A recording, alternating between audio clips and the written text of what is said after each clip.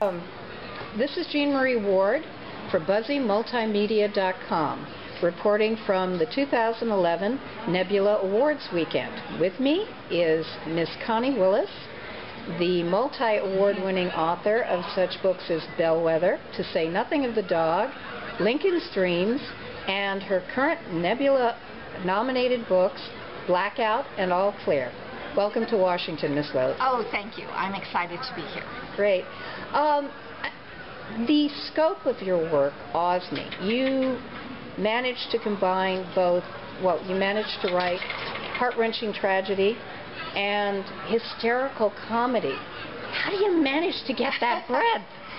Well, I have thought a lot about this, and I'm sort of course, Shakespeare is my hero in all things, and Shakespeare did both, and he didn't seem to see any contradiction in doing both.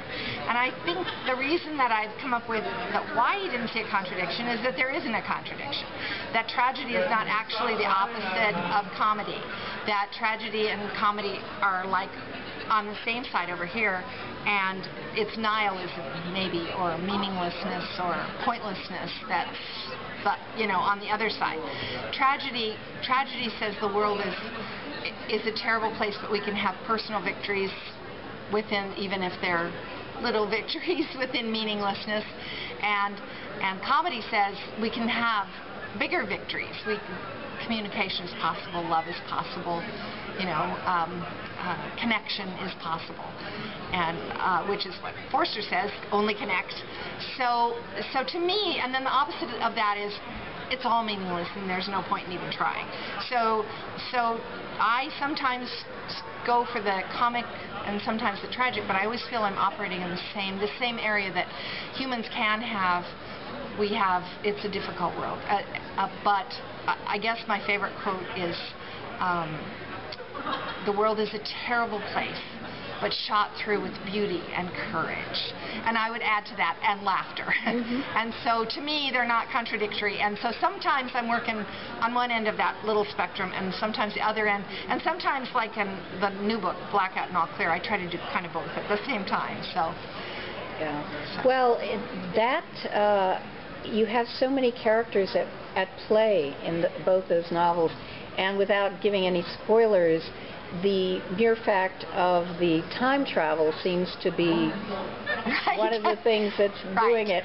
It's a chaotic system, and the time travel is adding a whole nother layer of chaos. And it's a chaotic environment because you're back in World War II as you were in To Say Nothing of the Dog. Though there it was played for laughs, which is kind of hard. It's hard to find anything funny in war, although the British did a really good job of it, and that's one reason I think I was attracted to it.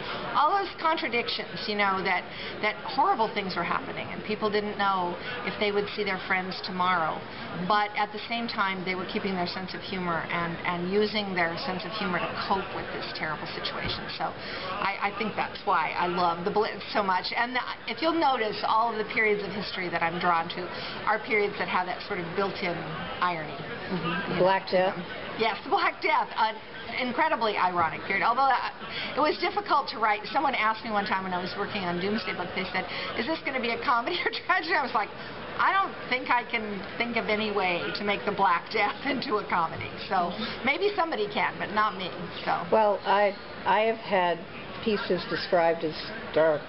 And I say, why? I mean, they got out of it with all their body parts intact. To me, there are happy endings, and then there are happy endings. Some are small happy endings, and some just mean survival and learning something, and other times there's weddings and exciting things happen.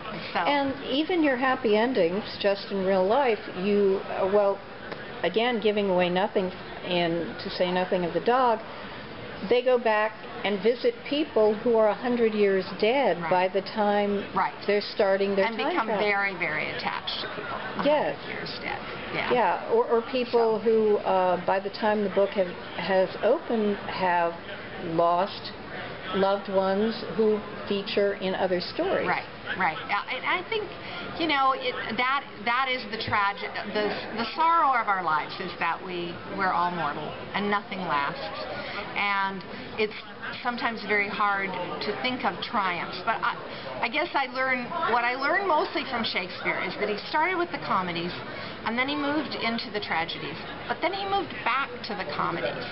And I think that no matter how long Shakespeare had lived, that's where he would have stayed. Because The Tempest is his last word. Not Macbeth, not Othello, not Hamlet.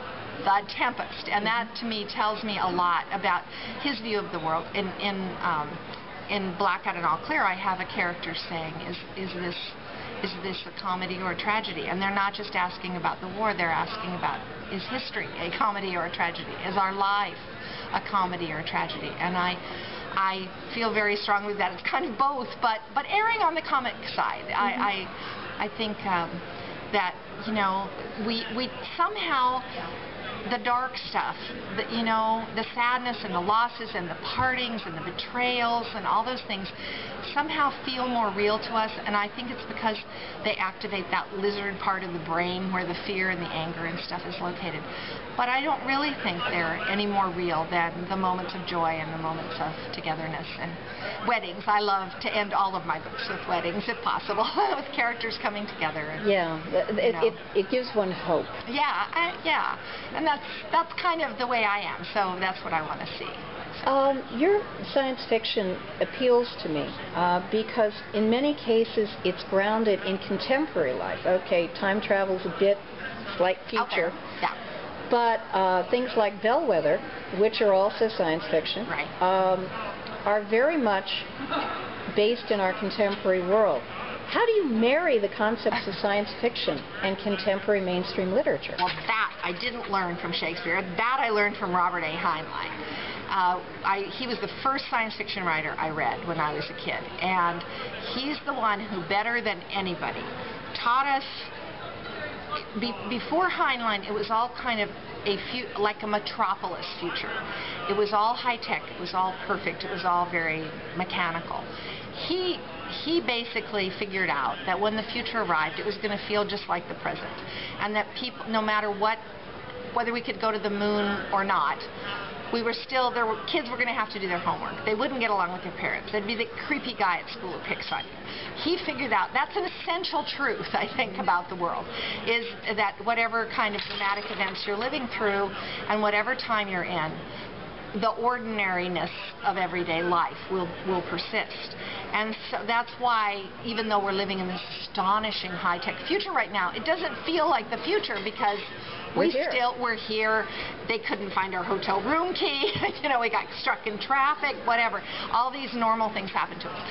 So I think he, more than anybody else, figured that out as a way to write science fiction. And so I am always copying Heinlein when I write things like Bellwether. My characters are always living through the ordinarinesses of, the things that frustrate them and annoy them. And then that we all have to put up with. And then you can introduce the strange new thing, and it feels like it belongs a little bit Feels more. like it's always been here. Feels like it's always been here, yes. What's your starting point for a novel or a short story? The starting point is always the plot or the basic situation. Suppose you were a total skeptic and you were abducted by aliens. Something like that, just a situation. And then I construct the plot first, and then I bring the characters in, whoever I happen to need for that particular story. And I know a lot of other writers work a different way. They start with their characters and then move to the plot. But I can't work that way. And I love all my characters once I create them. But they basically exist only because I need them to do this or need them to do that. So. Yeah. And what situation is intriguing you now? I mean, what's next for you? Well, actually, my skeptic, I want to do an alien abduction novel. Not that there aren't a million alien abduction books out there, many of them pretending not to be novels. But yeah, there's that. Yeah, but I don't think anyone has really done a Roswell, Area 51, cattle mutilation, alien abduction novel that was also a romantic comedy. So I like that. That's what I will be doing. So, yes. yes. Okay. Yes. Another comedy. So, Yes, yes. Oh, yes. I worked for 8 years on Blackout and All Clear, and I was in the middle of World War II, and as hard as I tried, I was in the middle of World War II.